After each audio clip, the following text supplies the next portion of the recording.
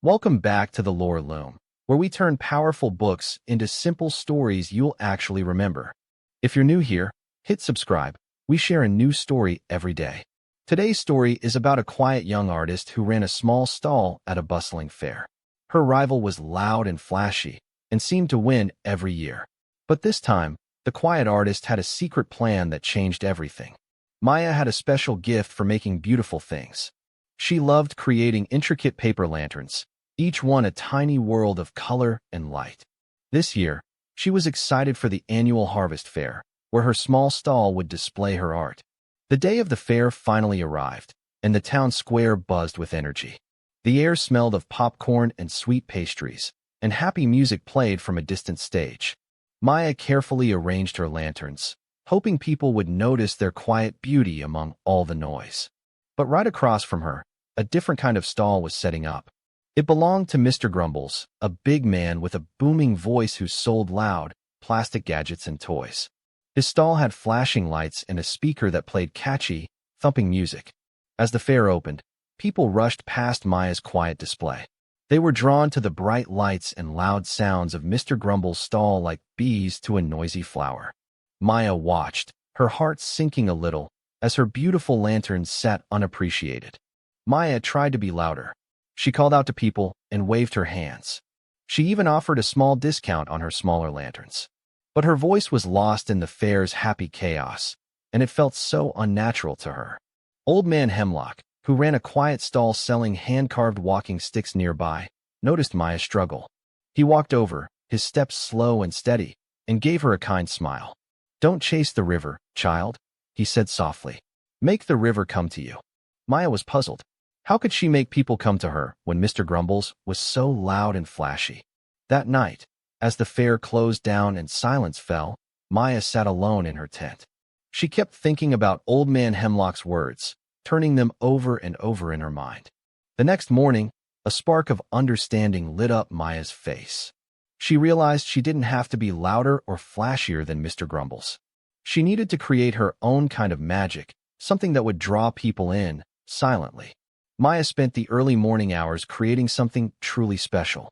She crafted a moon blossom lantern, an incredibly intricate piece that slowly unfolded its petals like a flower blooming in slow motion. She placed it in a slightly shadowed corner of her stall, not directly visible from the main path, but positioned so its soft glow hinted at its hidden beauty. Then, she set up a small, simple game at the front of her stall. On one of her normal lanterns, she had drawn a tiny, almost invisible ladybug. Anyone who could find the hidden ladybug would win a tiny, beautifully folded paper star. Soon, a few curious children paused at Maya's stall. Their parents, seeing their interest, stopped too. The children shrieked with delight when they found the tiny ladybug and received their sparkling paper stars. As they lingered, delighted by their little prize, their eyes were drawn to the subtle glow from the back of the stall.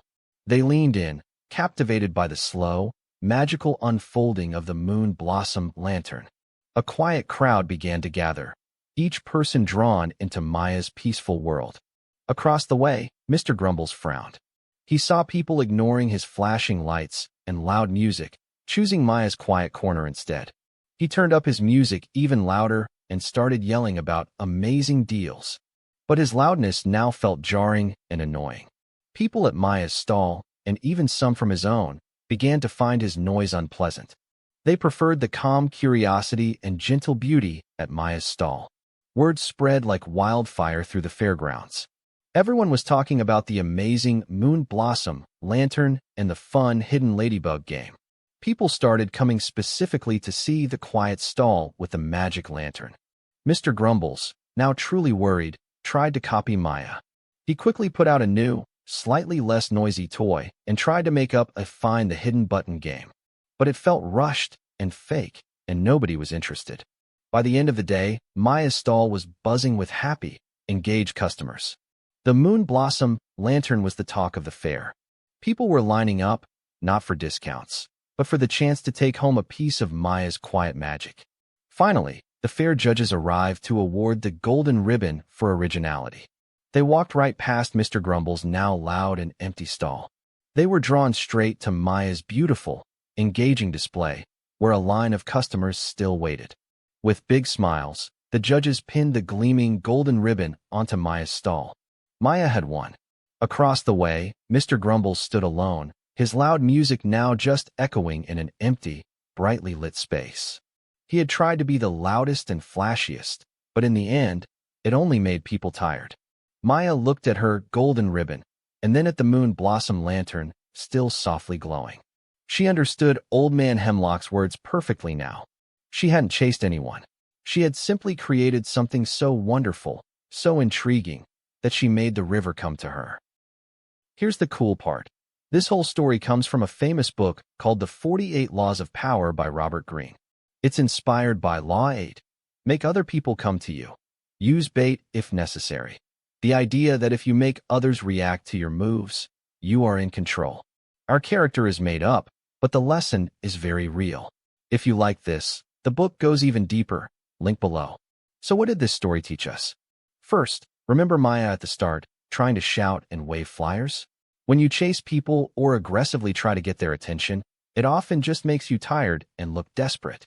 Instead, like Maya with her hidden ladybug and moon blossom, create something so interesting or valuable that people naturally want to come closer and discover it for themselves. Think about how Mr. Grumbles got caught in his own trap. When you make others react to your subtle moves, their reactions can actually work against them and make you even stronger. What kind of bait could you use to make good things come to you, instead of always chasing them? Books can be long and sometimes hard to get through, and most of us don't have hours to spend reading. That's why we're here at the Loom, taking those powerful ideas and turning them into simple stories that stick with you. If you enjoyed this tale, please hit that subscribe button and tap the bell so you don't miss our next story. Tell us in the comments, what part of Maya's story hit you the hardest, or what was your favorite bait idea she used? We love hearing from you. See you in the next story.